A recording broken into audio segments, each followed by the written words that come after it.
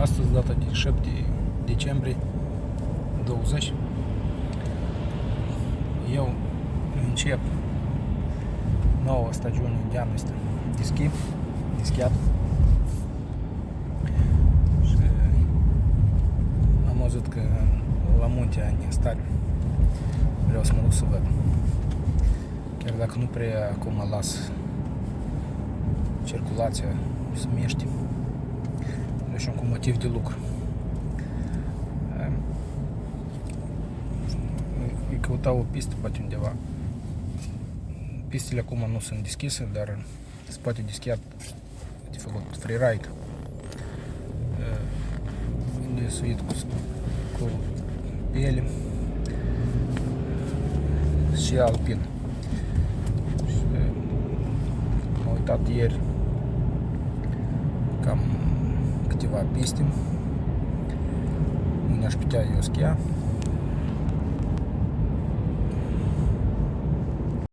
Aș putea schia. Deci încep cu de la Pinerolo spre Sestrier. Poate ai găsit ceva așa și să pot trece cu mașina și să fie și zăpadă mult în munte. În regiunea asta sunt o mulțime de parcursuri pe care aș putea să mă sui. Pistele încă sunt închise din cauza COVID-ului.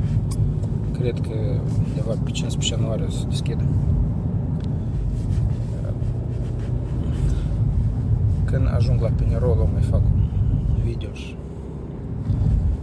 vă arăt și zăpada care a căzut acolo.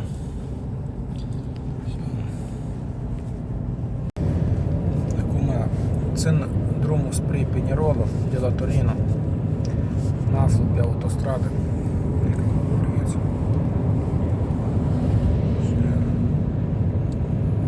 Mai am vreo 10 minute până la Pinerolo. De la Pinerolo sper că strada va fi fără gheață, fără zăpadă. Am putea trece ușor și voi ajunge până la Makarov, până la Pragelatul să ajung.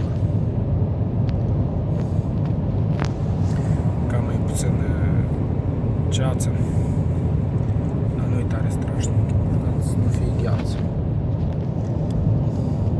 Spun că de la Pinerolo este puțin zăpadă, dar sperăm că va fi totul bine. Iată, am ajuns de acum la Fenestrele. Vedeți, din satul Mentulis. Strada e foarte curățită. Eu singur nici nu m-am așteptat că e în așa stare, am crezut că e tot în zăpadă. Că este trafic mult. Chiar dacă au închis pentru virus, strada e circulat oricum.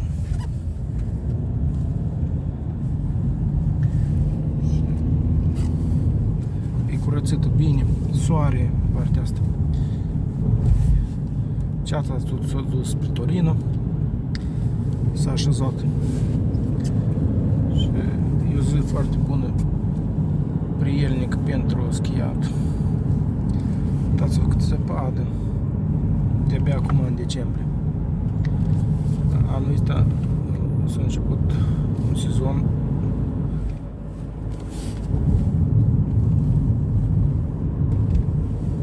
foarte înzăpezit. Am ajuns la Pragelatul, astăzi 7 decembrie, vedeți câtă zăpadă. Aici a nins chiar jos, vreo 20-30 cm. Unde mă urc eu, cred că e vreo 50 cm de zăpadă naturală. Da. Iată, vedeți la dreapta trampolinele unde s-a disputat Olimpiada 2006. Este și o pistă baby pentru copii mici. Azi o zi frumoasă, soare, se vede și luna. Cred că mă voi distra cu plăcere. Acum am ajuns, mă schimb în forma de schi alpin. Punem pielea pe schiuri, ne pregătim și mă pornesc.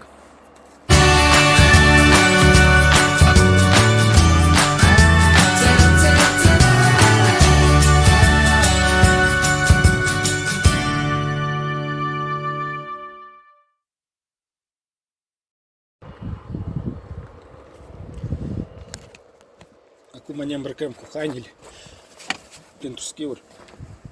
Iată, asta e un maiu termic. Cu el puteți sta la o temperatură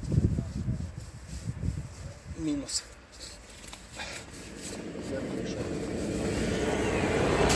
Problemă. Ciorapi subțiri.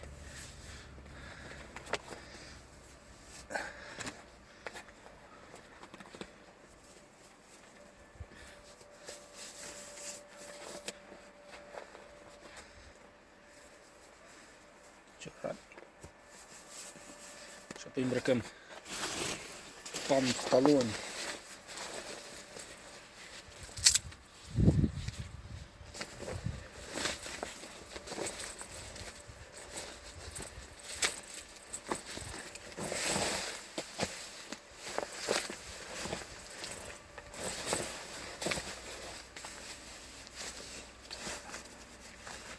Pantaloni tot termici.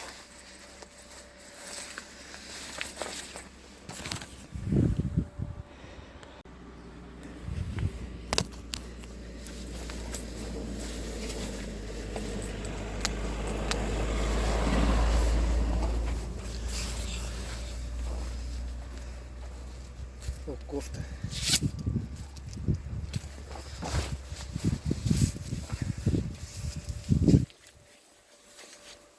Important să avem îmbrăcăminte multă. Din caz că e cald, o mai lăsăm. Dar dacă e frig și nu avem îmbrăcăminte, atunci e mai rău. Trebuie să avem îmbrăcăminte și de schimb și de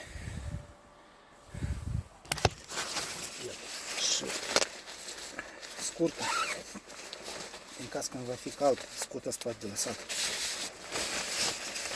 De aninat pe rucsac.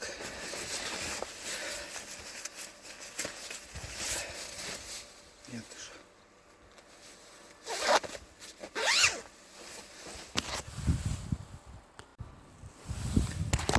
E bine să avem și un fular la gât.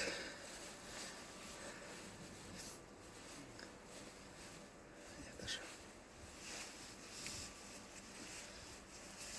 Să-l îmbrăcăm. Și o căciulă la ureche. Să fie cât mai groasă așa. Opa. Și apoi cascul și mânuși.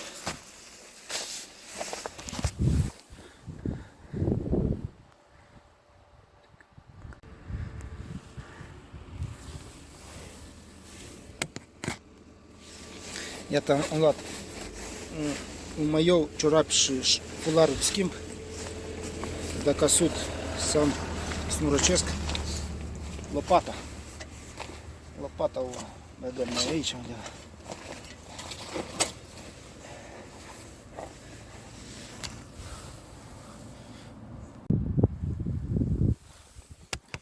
Acum încălțăm papușii.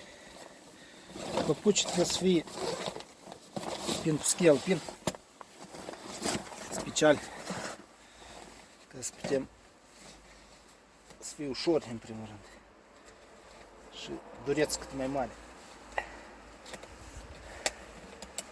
ca să-l putem manevra bine.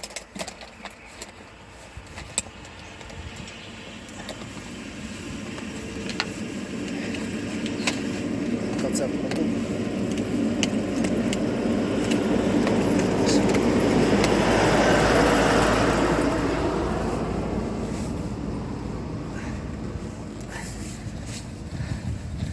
la temperaturi jos. Tu și greu să încalți.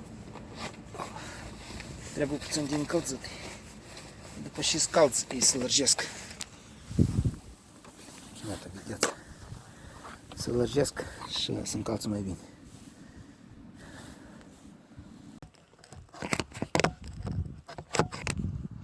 Important la păpuși de tras, iată, când ne plimbăm aici în sus, tragem și pe doile, ca să putem bine, cu ușurință, să mergem.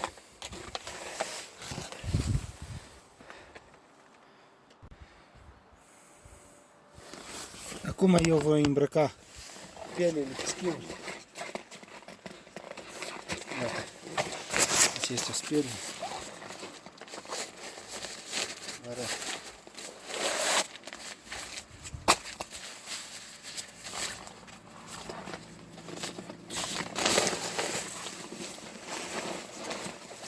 Când ele se îmbracă,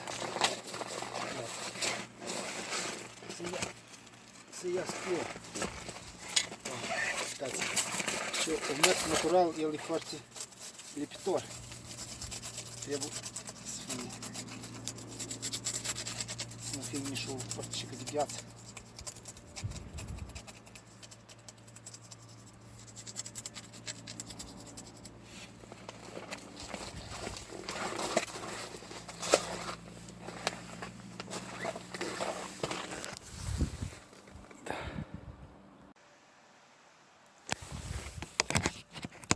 Iată așa, îmbrăcăm prima schi. Iată, se face așa procedură. Scoate și să ne întâi vedem direcția schiei. Și să ne îmbrăcăm. Pielea trebuie să nu fie pe deasupra lamei. În caz de gheață.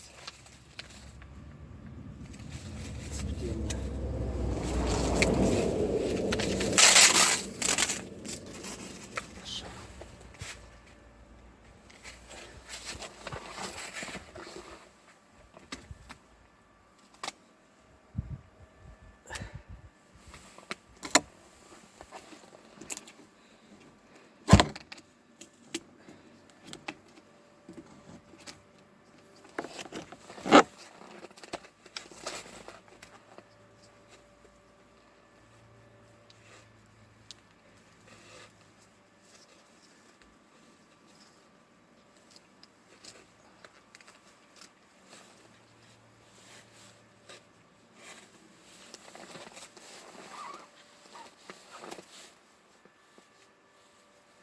Iată, am îmbrăcat-o una și acum și pe două îmbrăc.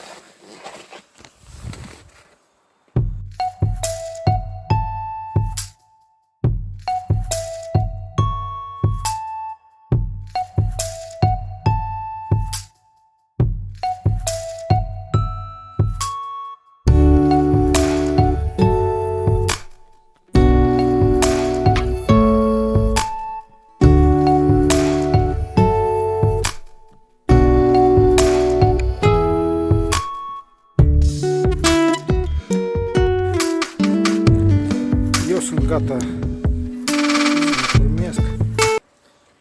Am gătit rucsacul, schiurile și bastanele. Și am de parcurs vreo 3 km până în sus, până la Colle de la Soma. Aici la Prăjelatul e nivelul 1500 de metri deasupra mării. Colle de la Soma se află la 2400, aproape 1000 de metri de diferență. Vreo 5 ani în urmă aici a fost o pistă de schi. Iată primii pași, m-am pornit. Vedem în partea dreaptă stadionul de Prăjelatul, de trampolin. Funivia, care era deschis 5 ani în urmă. chiar și o pizzerie. Seara spate de mâncat pizza. Și acolo o pistă pentru copii mici. Sezonul se deschide așa cu zăpadă mult.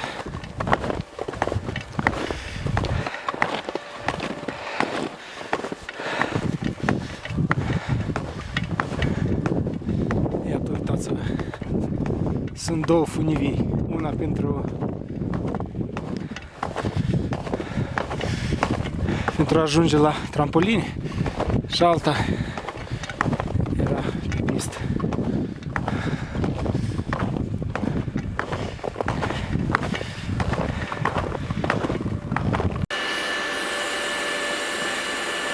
Iată, am făcut prima 100 de metri. O metă pur și simplu într-o stare mai bună nu l-am mai găsit. Adică mai bun decât azi n-am avut în viața mea. E foarte moale, nu e adânc, e scurt, e foarte bun schiat. Chiar dacă am mers așa de mult, mașina de aruncat zăpadă tot nu lucrează. Acolo pista pentru copii. Iată, vedeți în jos, plagelată.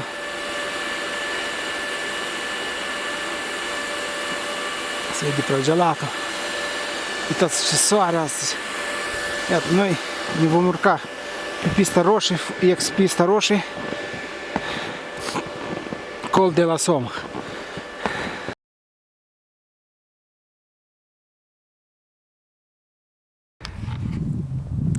Iată, am ajuns sus unde se încep trampolinele.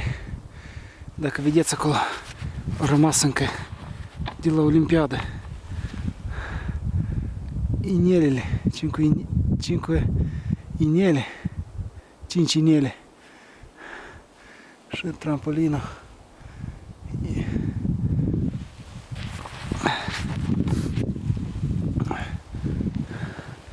În vale e pragelatul. Soarele acolo aici. Încă e minus 2 grade, minus 3. Cam mi frig. Eu am ajuns undeva la 1 kilometru de la pragelatul.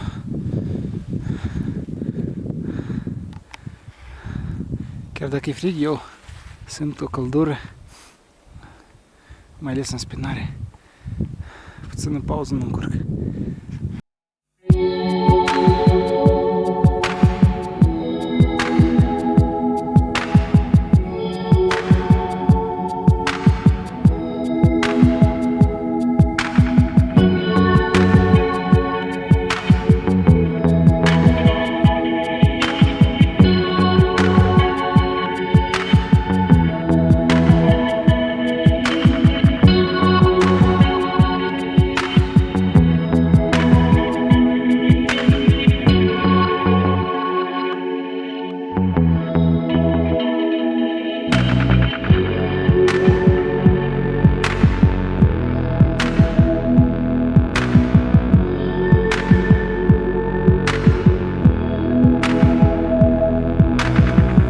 Iată, vă arăt chiar aici începutul.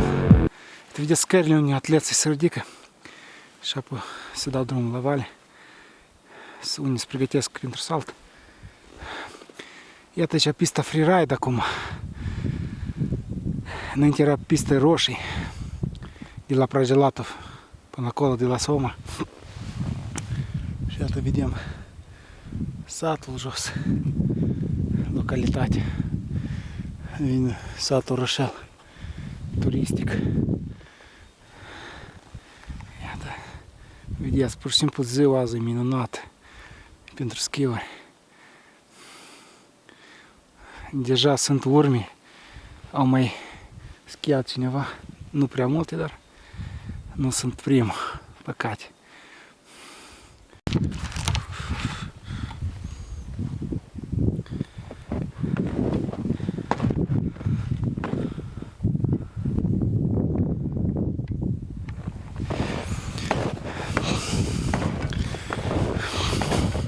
Mai am undeva încă 3 porțiuni de cât m-a ridicat până acum. Dacă de tradus asta, undeva vreo 2 km jumătate.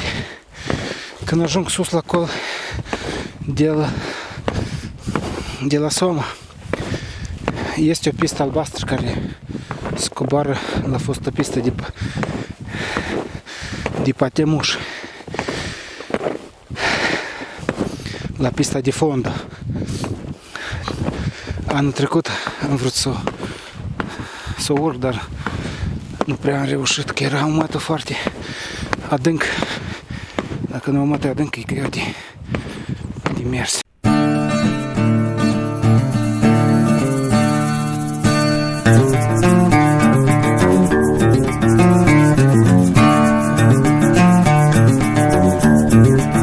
Iată, am ajuns la jumătate de parcurs. Vedeți pragelatul, pista de fondă de jos, stadionul de gheață. Și iată, pista pe unde eu mă voi întoarce înapoi. Era bine dacă era porțiunea asta mai curățită, dacă cresc bărduleți. Și iată, vedeți, în sus mai am încă de mers, încă jumătate.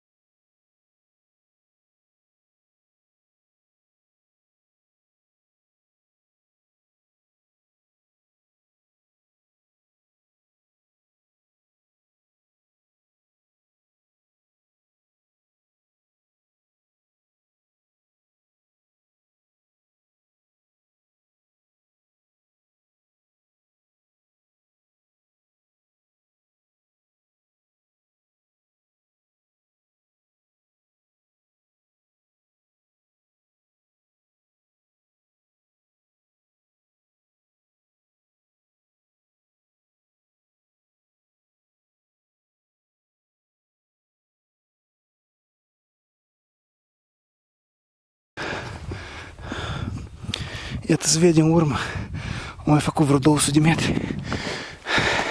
Aici deja se începe o porțiune de pistă neagră chiar. E roșie și neagră. Și pe urmă, peste vreo 200 de metri se desparte în roșie și neagră. Dar nu e tare strașnic. Mai ales că nu e niciun schior. Când puțină lume.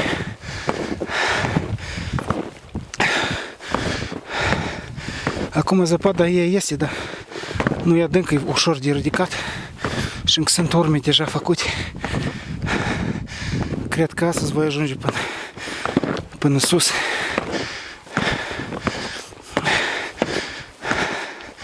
Și vom vedea ce ne așteaptă acolo.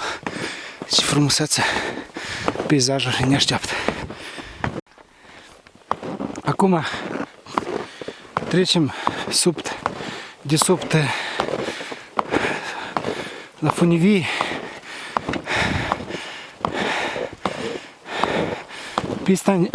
Pe pista în 5 ani de-am început a crește brăduț. Dacă nu va fi curățat în timp de vreo încă 5 ani, cred că va fi mai greu de urcat aici.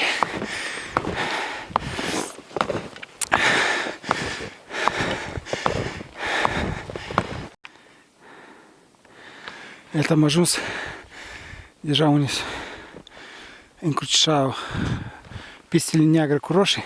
Am luat-o pe roșii și aproximativ încă 1 kilometru și ajung la Colii de Soma.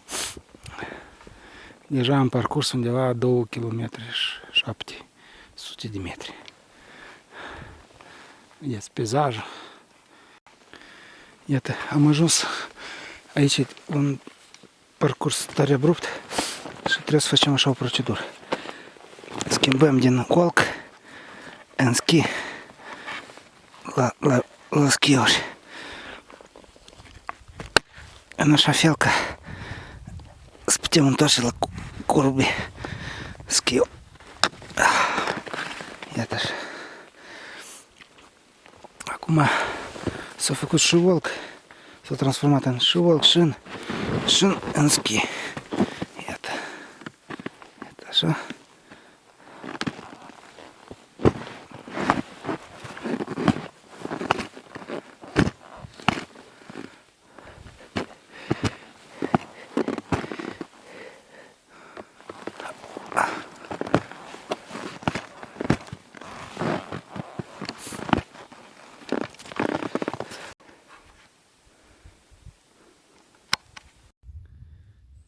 Iată, am ajuns sus. Mai am încă 300 de metri de deznivel. Iată, încă de ușor ăsta. Cam aproximativ vreo 800 de metri. Am făcut o mică pauză. A ieșit și soarele, vedeți ce soare. Continui drumul.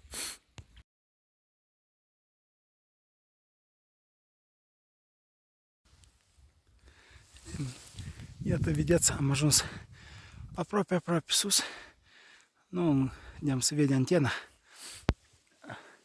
N-am reușit să mă urc pe pista ex roșii, nici pe neagră.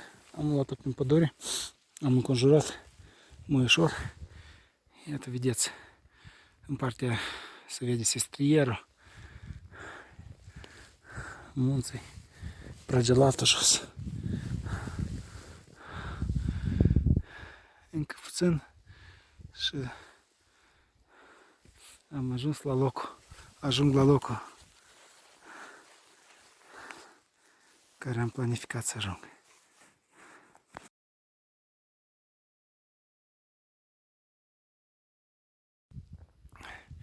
Iată, nu mai am încă 50 de metri. Vedeți sfârșitul funiviei, balconul și priveliște prin prejur. Iată, am ajuns la 2400 de metri. Acum și ajungem la balcon, ne bronzăm puțin.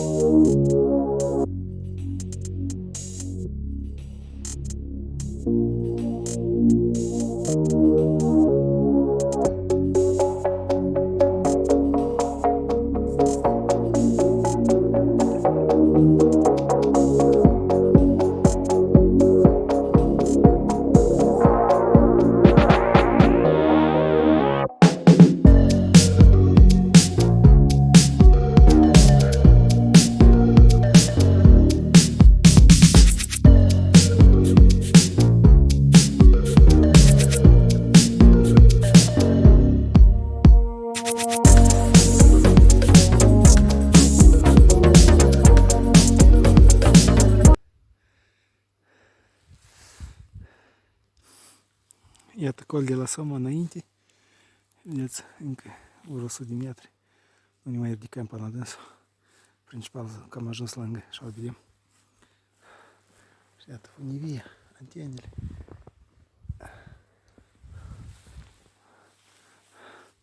Acolo în jos e prăpastie. Mai bine de întors pe drumul care l-am făcut. Iată a venit momentul când trebuie să mă cobor la vale.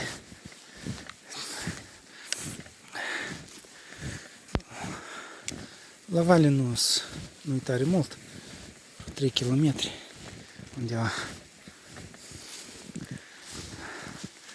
Că păi de stat aici înoptează și mai bine de întors.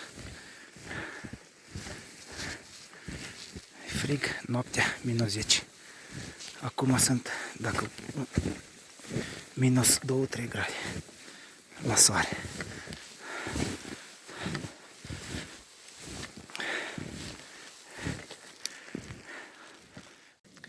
Iată, m-am dat la vale deja. Iezem pe pista unde era roșie cu neagră încrucișată. Dar trebuie să mă grăbesc, fiindcă vedeți acolo în vale ceața. Și dacă se ridică până sus, cam greu, vedeți pădurici. Trebuie de înconjurat. Nu cred că vreo jumătate de oră îmi va lua.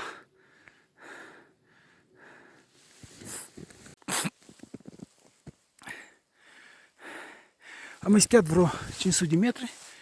Iată toată pista roșie. Neagră a rămas din altă parte. Neagră încă și mai brut. Am trecut printre copășei. Printre copășei nu e tare periculos. Sunt câte un lemn așa. Se mai întâmplă tăietul, un copac tăiet și principalul să țineți echilibru. Iată mai am încă cea mai grea porțiune și pe urmă ușor.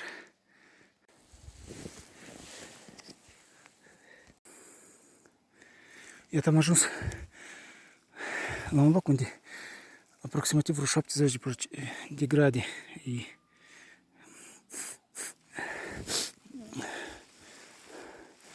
idealul. Pur și simplu nu mă pot ține pe schiuri. Încerc cumva să cobor, aici ușor. Aici pădure, măcar să nu fost pădurea. Hai. Urați-mi un noroc. Am trecut de deal. Nu prea ușor. Am căzut chiar o dată, dar nu tare. Nu chiar 2 ori. Nu tare, desigur. Cam mers încet. Și iată mi-a mai rămas un kilometru și ajung jos la parcare. Aici e puțin mai ușor, dar e cam îngust și tot asta îngrelează. Aici era înainte, când era pista, era o curbă foarte periculoasă și vedeți, încă au rămas de 5 ani în urmă.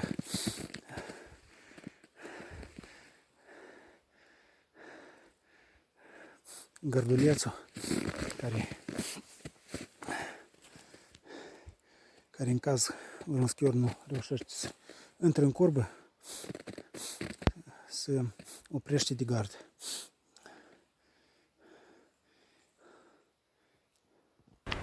În sfârșit am ajuns și jos, la parcare, la progelatul.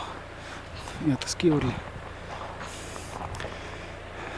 A fost cam greu, este ora undeva aproximativ 14. Dați să mă arăt. Cam par obosit. Sunt puțin obosit, dar iată, vedeți, m-am suit. Iată. Iată. Uitați. Sus și apoi încă o parte cât asta. Cam 4 km la deal. Ok, iată așa prima zi de schiat. Ne-am încălzit puțin. Și vouă schiat plăcut, dacă schiați, vacanță plăcută. Și veniți și voi la Prăgelato.